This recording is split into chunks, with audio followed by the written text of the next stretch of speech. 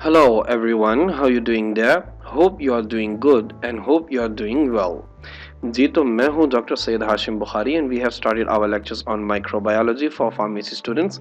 मतलब ये कि जो हमारे लेक्चर्स हैं ये बेसिकली फार्मेसी स्टूडेंट्स के लिए हैं, but of course medical beginners, MLT students, nurses, paramedic staff, any person who is related to medical field can listen this lectures and have their benefit. Our today's lecture is lecture 29।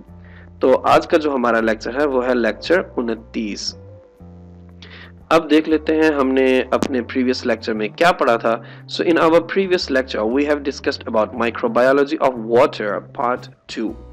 हमने अपने previous lecture में पढ़ा था microbiology of water part 2। अगर आपने ये lecture miss कर दिया है या आप इसको दोबारा से अंडरस्टैंड करना चाहते हैं, दोबारा से समझना चाहते हैं, then you will find the link for this lecture in the description below. आपको मेरे इसी वीडियो के डिस्क्रिप्शन में मेरे पुराने लेक्चर का मतलब कि माइक्रोबायोलॉजी ऑफ वाटर पार्ट 2 का आपको लिंक मिल जाएगा। वहां से जाकर आप इसको चेकआउट कर सकते हैं, आप इसको जाकर इजीली अंडरस्टैंड कर सकते हैं।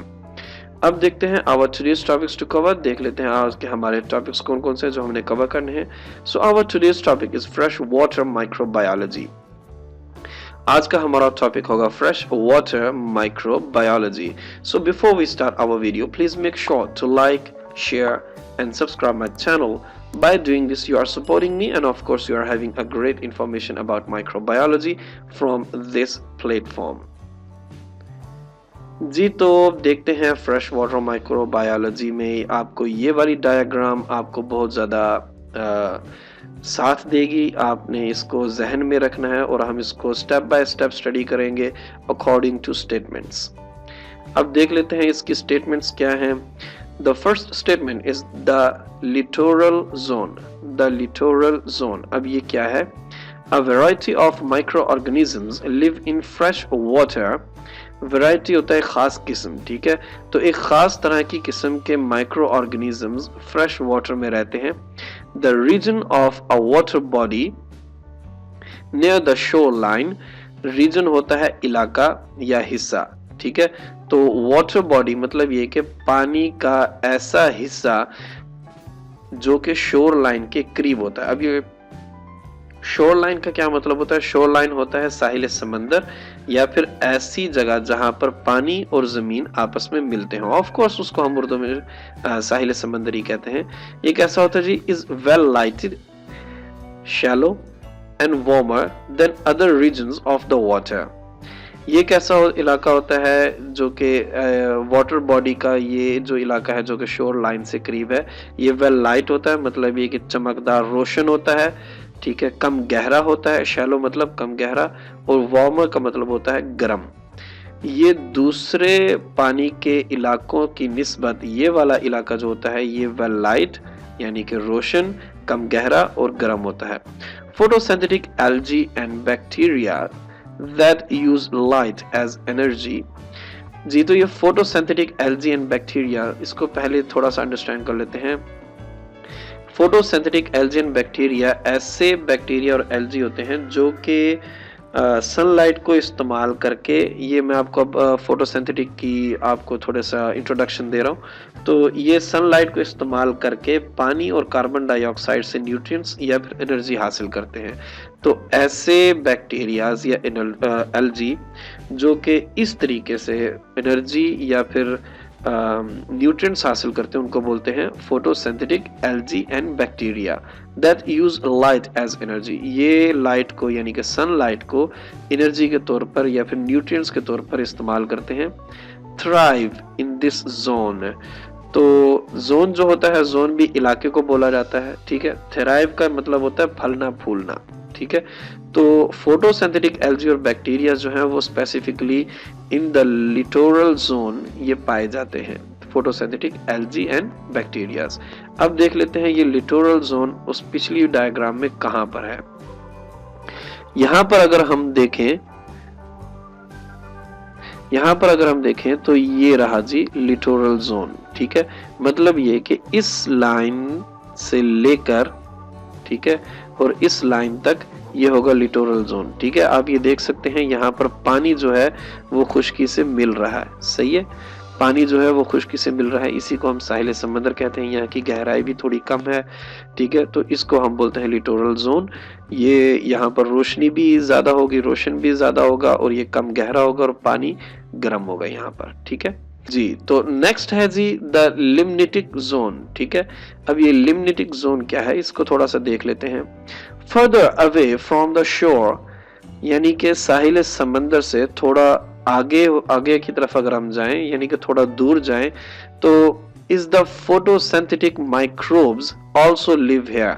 तो यहाँ पर भी कुछ फोटोसिंथेटिक माइक्रोब्स यानी कि छोटे ऐसे जानदार हैं जो कि इस इलाके में भी रहते हैं।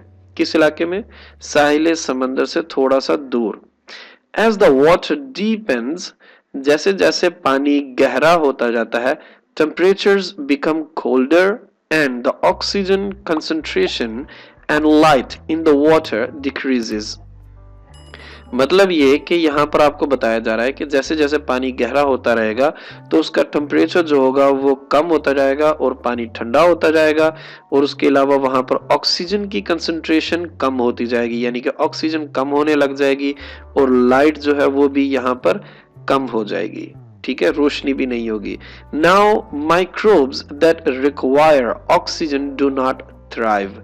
तो अब इस तरह के एरिया में, यानी कि लिम्निटिक एरिया में, ऐसे ऑर्गेनिजम्स या ऐसे माइक्रोब्स नहीं रहते जो कि ऑक्सीजन को इस्तेमाल करते हैं अपनी एज ए रिक्वायरमेंट, ठीक है, वो यहाँ पर फल फूल नहीं सकते। इंस्टेड, जबकि, या फिर इसकी बजाय, इंस्टेड का मतलब होता है इसकी बजाय या फिर जबकि, ठीक है। Purple and green sulfur bacteria which can grow without oxygen dominate। तो पर्पल और ग्रीन सल्फर बैक्टीरियाज होते हैं, इनकी जगह पर यहाँ पर कौन से बैक्टीरियाज सरवाइव नहीं कर सकते, जो कि ऑक्सीजन को यूज करते हैं, जो कि ऑक्सीजन की इस्तेमाल करके एनर्जी वगैरह बनाते हैं, तो वो यहाँ पर लिम्निटिक जोन में नहीं रह सकते, जबकि उनकी जगह पर ग्रीन और पर्पल सल्फर बैक्टीरियाज रह सकते हैं। वो क्यों रह सकते हैं? क्योंकि ये विदाउट ऑक्सीजन सरवाइव कर सकते हैं। डोमिनेट का मतलब बहुत ज्यादा तादाद में होना, सही है। तो यहाँ पर ऐसे बैक्टीरियाज जो कि पर्पल और ग्रीन सल्फर बैक्टीरियाज हैं, वो बहुत ज्यादा तादाद में होते हैं as compare to other bacterias जो कि ऑक्सीजन बेस्ड जिनकी खुराक होती है वो कम होते हैं, ठीक है। अब ये लिम्निटिक जोन कौन सा है, अब इसको देख लेते हैं। अब यहाँ पर हम देखते हैं जी, ये रहा लिम्निटिक जोन, ठीक है। ये आप देख सकते हैं यहाँ से लेकर और यहाँ तक ये सारा लिम्निटिक जोन है, ठीक है। ये आप देख सकते हैं बहुत ज्यादा गहरा है एज कंपेयर टू दिस, ठीक है। तो यहाँ पर अंधेरा भी होगा, यहाँ पर वैसे आपको रोशनी, मतलब पिक्चर में आपको नजर आ रहा है कि यहाँ पर लाइट है, एक्चुअली यहाँ पर लाइट कम होगी, पानी ठंडा होगा, ये हम सब कुछ पढ़ चुके हैं, ठीक है। अब इसको नेक्स्ट देखते हैं। नेक्स्ट पॉइंट क्या है जी? लिटोरल हो गया, लिम्निटिक हो गया। The next one is the benthic zone, ठीक है जी। द बेंथिक जोन ये क्या है? फाइनली, आखिरकार, at the bottom of fresh waters, bottom का मतलब होता है तह, ठीक है। आखिरकार जो फ्रेश वाटर की तह होती है, फ्यू माइक्रोब्स सर्वाइव। यहाँ पर बहुत कम ही माइक्रोब्स ऐसे हैं जो कि जिंदा रहते हैं। Bacteria that can survive in the absence of oxygen and sunlight.